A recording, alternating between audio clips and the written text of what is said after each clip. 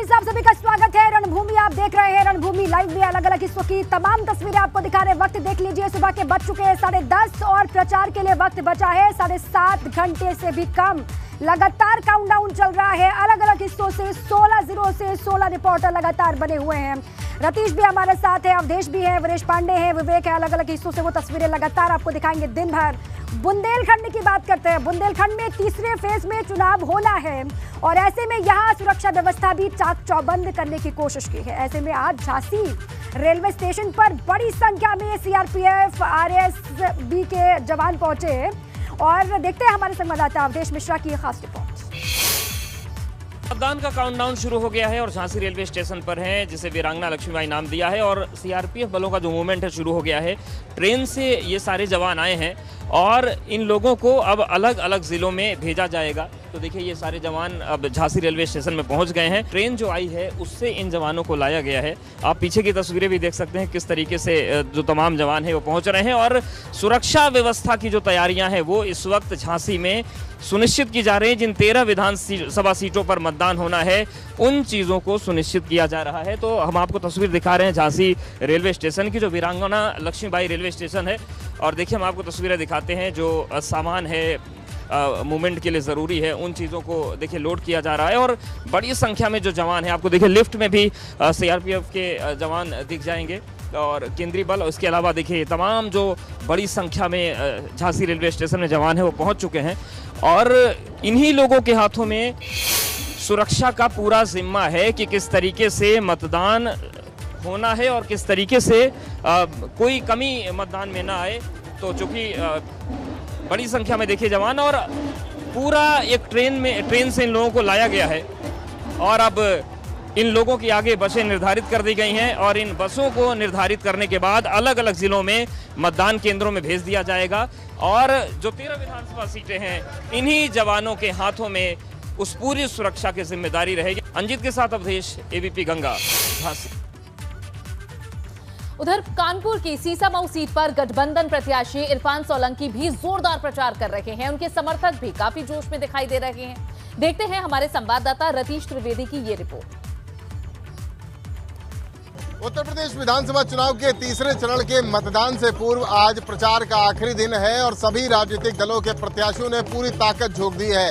आला पदाधिकारी भी तमाम राजनीतिक दलों के आज कानपुर का रुख कर रहे हैं। आज मुख्यमंत्री योगी आदित्यनाथ भी कानपुर में होंगे, अपने प्रत्याशियों के लिए वोट मांगते दिखेंगे और पूर्व मुख्यमंत्री और समाजवादी पार्टी के राष्ट्रीय अध्यक्ष अखिलेश यादव भी आज रोड शो करेंगे। कानपुर की सड़कों पर आज मतदान का प्रचार युद्ध दिखेगा, मतदान से पूर्व प्रचार का युद्ध दिखेगा।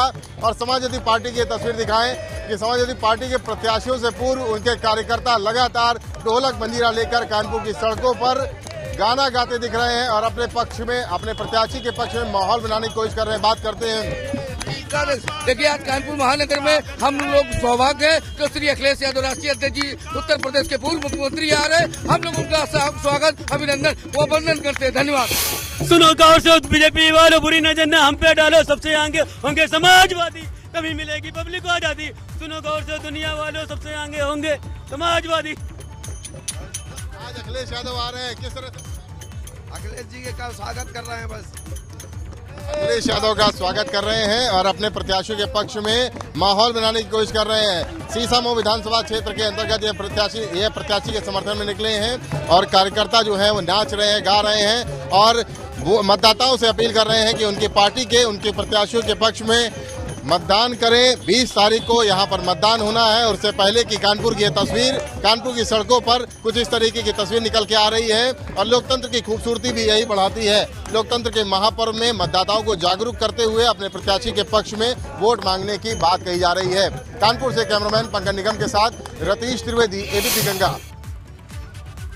तो हमारे संवाददाता चुनाव का हर रंग आप तक पहुंचाने की कोशिश कर रहे हैं। कन्नौज में तीसरे चरण में चुनाव होने हैं। ऐसे में यहां के वोटर क्या सोचते हैं, ये जानना भी जरूरी हो जाता है। देखते हैं हमारे संवाददाता विवेक त्रिपाठी की ये रिपोर्ट। इत्र की नगरी कन्नौज एक बहुत पुराना ऐतिहासिक शहर है। यहाँ पर हर्षवर्धन राजा के समय की डायनेस्टी भी है। अब यहाँ पर माहौल बदल चुका है। ये कन्नौज शहर 1997 को ही फर्रुखाबाद के कुछ हिस्से से अलग होकर बनाया गया था। 3 विधानसभा सीटें हैं यहाँ पे, छिबरामऊ, तिरवा और कन्नौज सदर, जिसमें सबसे महत्वपूर्ण कन्नौज सदर की सीट है। हम इस समय सदर क्षेत्र में ही खड़े हैं। ये इलाका कहलाता है मकरंद नगर चौराहा। हमारे साथ यहाँ पर तमाम लोग हैं जो कन्नौज के रहने वाले हैं, कन्नौज की सियासत को काफी करीब से जानते हैं। आपका क्या नाम है? शिवम कुशवाहा। कुशवाहा जी, आप क्या करते हैं? हम भैया यही छोटा मोटा रोजगार करते हैं, केवल ऐसे ही नौकरी करते हैं 5,000 की केवल। हमारी ओवर एज हो गई। आप ये बताइए, ये दादा जो बोल रहे थे 5 किलो राशन से ज़िंदगी क्या हमारी पार हो जाएगी? बीजेपी सरकार जो 5 किलो राशन दे रही है, 5 किलो में आपको हम दे दें, आप 25 दिन खा लोगे क्या? 20 दिन नहीं खा पाओ, 5 दिन खाओगे। असीम अरुण यहाँ पे नहीं जीत सकते। यहाँ से समाजवादी पार्टी के अलावा कोई नहीं है। यहाँ जो भी ये नए लड़के खड़े हुए हैं, इसके लिए कोई रोजगार नहीं मिल रहा है। ये लड़कियों का कैसे भविष्य बनेगा? क्या 5 किलो राशन से बन जाएगा? बिल्कुल। देखिए, ये तो कह रहे हैं कि 5 किलो राशन से क्या होगा, रोजगार नहीं मिल रहा है और बहुत सारी समस्याएं हैं, बेरोजगारी है, अखिलेश की सरकार बता रहे हैं। आप क्या कहेंगे? हम आपसे ही पूछना चाहते हैं कि आपके सपा शासनकाल में कौन से रोजगार आप लोगों को दे दिए? लूट गदर, कन्नौज में रात में निकलना मुश्किल, बहन बेटियों को निकलना मुश्किल, गुंडा राज, छोटे छोटे कार्यकर्ताओं का अखिलेश जी ने घर भर दिया। इसके अलावा और तो इत्र की नगरी कन्नौज से हमारे सहयोगी विवेक त्रिपाठी की पूरी रिपोर्ट आपने देख ली है। लगातार हमारे अलग अलग सहयोगी बने हुए हैं, अलग अलग हिस्सों से। वीरेश पांडे बने हुए हैं इटावा से, लगातार सुबह से आपको जानकारी दे रहे हैं।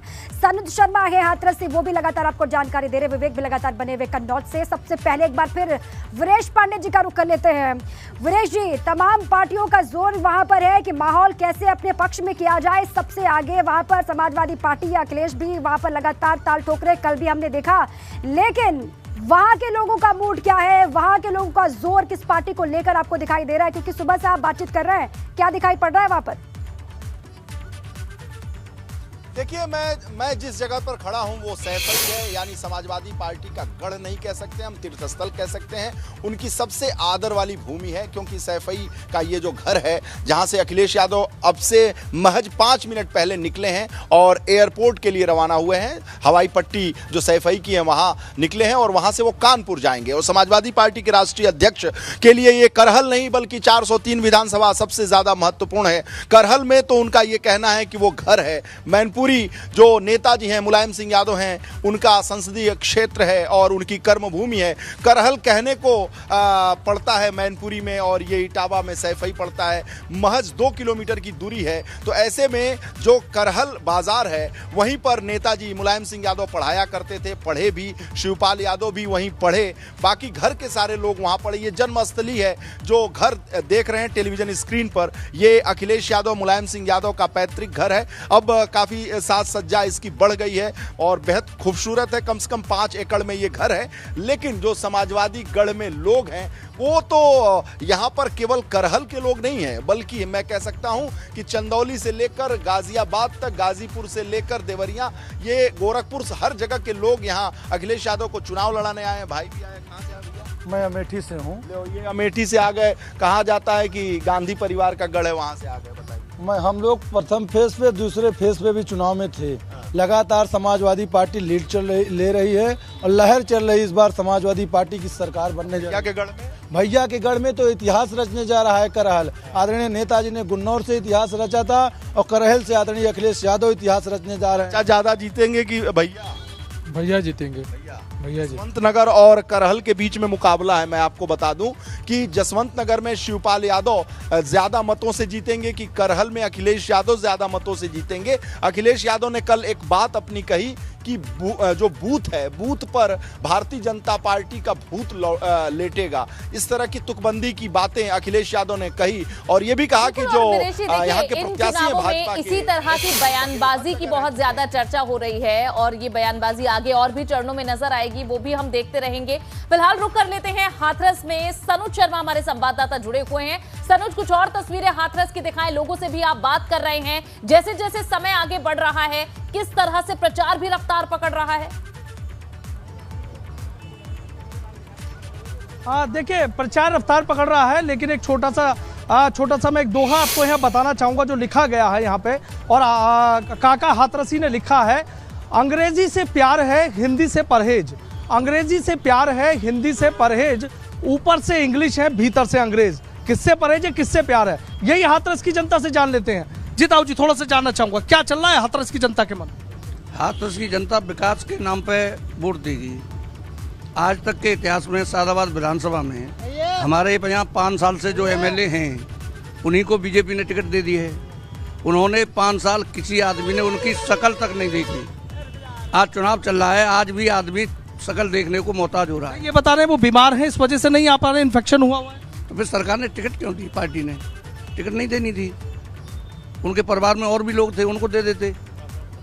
विकास के नाम पे सादाबाद विधानसभा में आरएलडी के विधायक रहे पूर्व प्रताप चौधरी, उन्होंने यहाँ विकास किया, भयंकर विकास किया। आपसे जान लेता हूँ, आप बताइए क्या सोच रहे हैं आप? यहाँ राष्ट्रीय लोकदल और समाजवादी पार्टी की प्रत्याशी है गुड्डू चौधरी, उनको भारी जनता का समर्थन मिल रहा है। एक एक वोट राष्ट्रीय लोकदल और समाजवादी पार्टी के खाते में जा रहा है। आप खुद यहाँ सर्वे कर लें, जनता चुनाव लड़ रही है, प्रत्याशी चुनाव नहीं लड़ रहा है। गुड्डू चौधरी कल की हमारी यहाँ पर ये कहा जा रहा है कि आरएलडी और सपा के गठबंधन के लिए माहौल बनता हुआ दिखाई दे रहा है, लेकिन ये बाहरी तस्वीर है, जो अंदर की तस्वीर है वो 20 तारीख को ईवीएम में कैद हो जाएगी। हमारे साथ विवेक भी लगातार बने हुए कन्नौज से। विवेक, आपके पास मैं लौटूंगी, वहां पर आऊंगी, वहां का हाल आपसे जानेंगे, लेकिन हाथरस जहां की अभी तस्वीर सनुज दिखा रहे थे, लोगों से बातचीत कर रहे थे, वहां की सादाबाद सीट पर इस बार भाजपा और गठबंधन में कांटे की टक्कर है, कांटे का मुकाबला है। भाजपा के रामवीर उपाध्याय के सामने गठबंधन के प्रदीप चौधरी मैदान में है।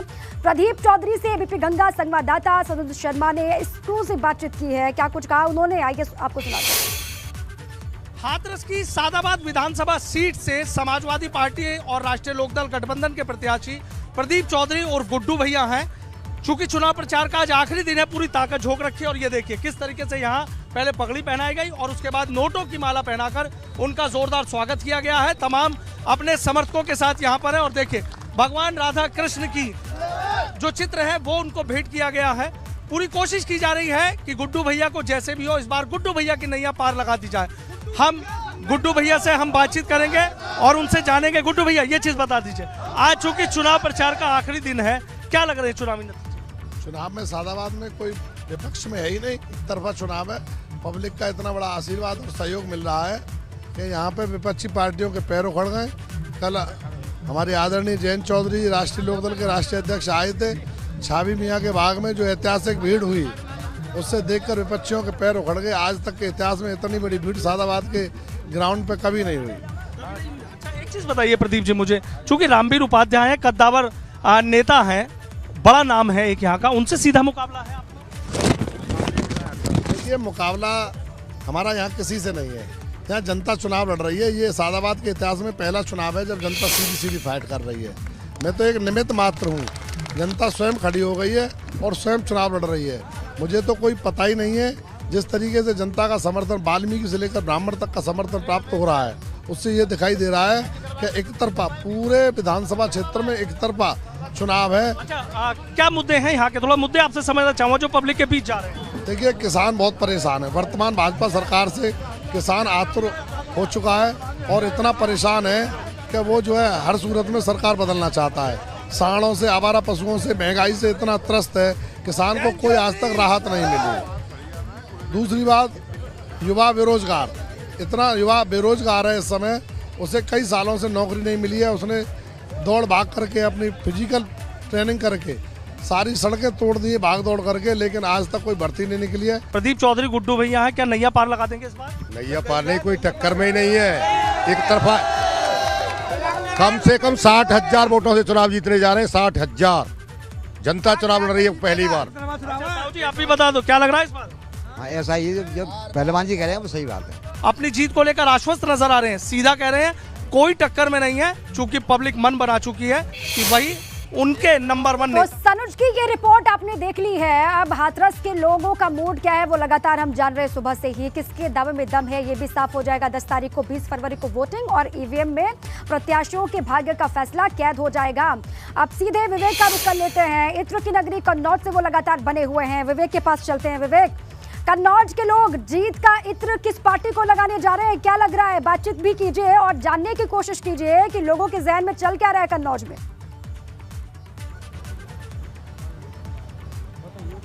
देखिए, समाजवादी पार्टी और भारतीय जनता पार्टी की स्थिति ठीक वैसी है जैसी एक मोहल्ले में आमने सामने रहने वाले लोगों की होती है। यानी साथ रहना भी है और विरोध करने का, खिंचाई करने का कोई मौका भी नहीं चूकना है। यह स्थिति कभी कभी बड़ी रोचक और अजीब हो जाती है, हास्यास्पद भी हो जाती है। एक नज़ारे से, छोटे से नज़ारे से आपको समझाएंगे। जरा हटिए भैया, ये देखिए, आप देख रहे हैं ये साइकिल और ये भाजपा का झंडा। ये साइकिल ये लाए हैं, क्या नाम है आपका? राजा सैनी। राजा। मैं आपसे एक बात कहना चाह रहा हूं। एक मिनट, राजा साइकिल लाए हैं और राजा की साइकिल को लेकर यहाँ पर पिछले पौन घंटे से मैं खड़ा हूँ और ये बहस हो रही है यहाँ पे साइकिल को लेकर। क्या कहें? ये देखो, समाजवादी साइकिल पे भारतीय जनता पार्टी टिकी हुई है। आप ही देखिए, यहाँ पे साइकिल पे झंडा टिका।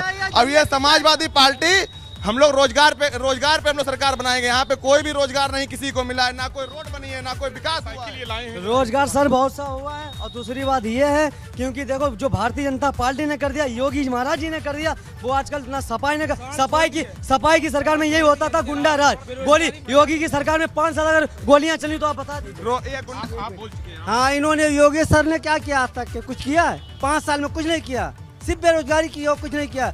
कन्नौज के शहरों में देख रही है, रोड पे खुदरे पड़े, सब कोई रोड बना आज तक कुछ नहीं बना। ठीक है विवेक, जिस तरीके से दोनों ही पार्टियों के अपने अपने दावे हैं, वैसे ही लोगों में भी अपने अपने विचार दिखाई दे रहे हैं। लोग भी दोनों ही पार्टियों को लेकर माहौल बना रहे हैं, लेकिन किसका पलड़ा ज्यादा भारी है यही जानने की हम लगातार कोशिश कर रहे हैं और शाम के 6 बजे तक हम यही जानेंगे। आप सभी सहयोगी रहिए हमारे साथ। पीछे घड़ी देख लीजिए, जल्दी से 11:15 बज चुके हैं और काउंटडाउन चल रहा है 7 घंटे 13 मिनट का। इतना ही वक्त मैच रह गया है। शाम को 6 बजे प्रचार खत्म होगा, उससे पहले 16 जिले, 16 रिपोर्टर। याद रखिएगा, हर एक तस्वीर सबसे पहले हम ही आपको दिखाएंगे। फिरोजाबाद जिला भी उन जिलों में शामिल है जहां तीसरे चरण में मतदान होना है। यहां 5 विधानसभा सीटें हैं जिनमें 2017 में भाजपा ने 4 पर जीत हासिल की थी और 1 सीट सपा के खाते में गई थी। एबीपी गंगा के संवाददाता अविनाश तिवारी ने लोगों से यहां बात की और उनके मन की बात जानने की कोशिश की। 16 जिलों की 59 सीटों के लिए आज प्रचार थम जाएगा और 20 तारीख को मतदान होगा। उनमें से अगर बात करें तो फिरोजाबाद जिले में भी 20 तारीख को मतदान होना है। इस वक्त मैं फिरोजाबाद के गांधी पार्क में मौजूद हूं, जहां पे तमाम सारे लोग मौजूद हैं मेरे साथ, जो कि सुबह सुबह व्यायाम करने आए थे और व्यायाम करने के बाद इनकी क्या सियासी सोच है, किस तरीके से ये परसों जब 20 तारीख को मतदान होगा तो इनके क्या मुद्दे रहेंगे, इन्हीं से जानेंगे और इन्हीं से बातचीत करेंगे। क्योंकि फिरोजाबाद जिले में 5 सीटें हैं और 5 सीटों में से अगर बात करें तो 4 भारतीय जनता पार्टी ने जीता था, 1 समाजवादी पार्टी ने जीता था। इस बार भी चुनाव काफी टफ माना जा रहा है क्योंकि 59 सीटों में से 49 सीटें बीजेपी ने 2017 में जीती थी। इस बार चुनौती बड़ी है। 20 तारीख को जब मतदान होगा तो फिरोजाबाद वाले के क्या मुद्दे रहेंगे, इन्हीं से बातचीत करते हैं। आप लोग बताइए, आप लोग के क्या मुद्दे रहेंगे जब 20 तारीख को मतदान करेंगे? देखिए, मुद्दा तो हमारा ये है कि विकास के ऊपर अभी जो बात हो रही थी, विकास जिसने कराया है हम उसी को वोट देंगे। और किस तरीके का विकास हुआ है फिरोजाबाद में? विकास कई तरीके के विकास हुए हैं। पानी की समस्या थी, पार्क आप यहाँ खड़े हैं, ये भी उन्हीं की देन है जो विकास किया है। आप जो इतने लोग टहल रहे आने हैं, ये बीजेपी की ही देन है। रोजगार को लेकर के बड़ी बात हो रही है, तो आप लोग के क्या मुद्दे रहेंगे रोजगार? जी, रोजगार तो इस सरकार में भी हुआ है, ऐसी बात नहीं है नहीं हुआ। और रोजगार के बाद हमारे यहाँ के जो हसिया जी हैं, यहाँ के विधायक जी, उन्होंने हमें उनकी शकल पे वोट डालते हैं। हालांकि बीजेपी से मतलब नहीं है हमें।